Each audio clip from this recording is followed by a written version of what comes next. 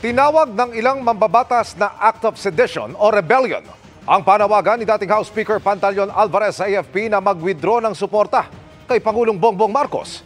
Pinag-aaralan na yan ng DOJ at PNP. Nakatutok si June Veneracion. Kasunod ng panawagan ni dating House Speaker at Davao del Norte Congressman Pantaleon Alvarez na i-withdraw ang suporta kay Pangulong Marcos hanggang sa bumaba ito sa pwesto. Sumagot ang Armed Forces of the Philippines. AFP remains to be a professional organization. Very clear po yung mandate namin. We will protect the Constitution and we will follow the duly constituted authorities. In other words, we will follow the chain of command. And the President is our Commander-in-Chief. Whoever the President is, klarong-klaro yun sa lahat ng mga sundalo. So, I also reminded our soldiers this morning. Mananatili raw tapat sa tungkulin ang mga miyembro ng militar.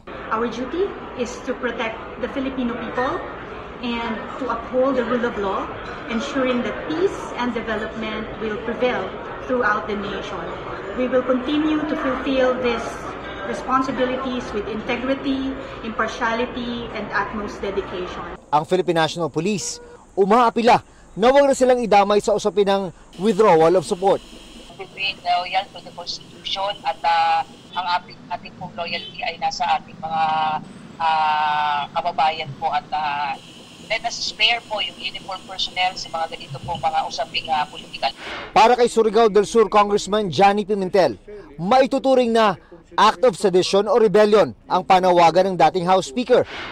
Sabi ni Camiguin Representative Jordin Jesus Romualdo, dapat daw agad sinasampahan ng kasong kriminal ang nagbibitiw ng mga seditious na pananalita para maabatan ang anumang pagre-rebelde laban sa gobyerno ng mga tao kabilang ang militar. Sabi ng PNP, pag-aaralan daw nila ito. Ating mga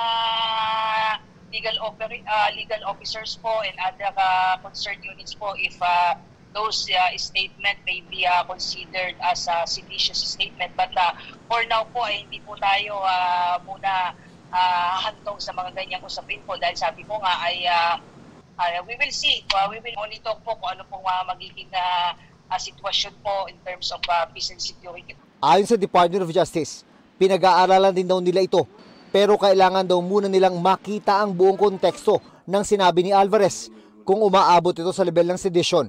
Pinaalalahanan din ni Lanao del Norte Representative Khalid Dimaporo si Alvarez na maging maingat sa pananalita dahil ang mga pahayag ni Alvarez kontra gobyerno pwede aniyang mauwi sa investigasyon ng House Ethics Committee.